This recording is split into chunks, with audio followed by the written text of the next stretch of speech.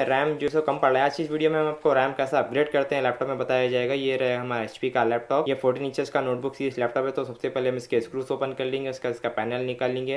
मैं आपको ये लैपटॉप का बैकग्राउंड दिखाऊंगा पूरा ये बैकएंड से। उसके बाद यहाँ पर एक स्लॉट एम्प्टी है, यहाँ पर हम रैम अपग्रेड करेंगे।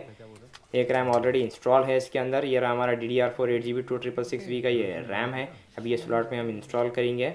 अब ये लगा दिए वास्ते हम नीचे लॉक कर देंगे इसको। ये लॉकिंग हो गया है, आपको ऊपर से भी दिखाएंगे। 2 रैम हो गए इसमें, 8+8 16GB इसमें रैम अपग्रेड हो गया है। तो हम पैनल को वापस से पैक कर देंगे। फिर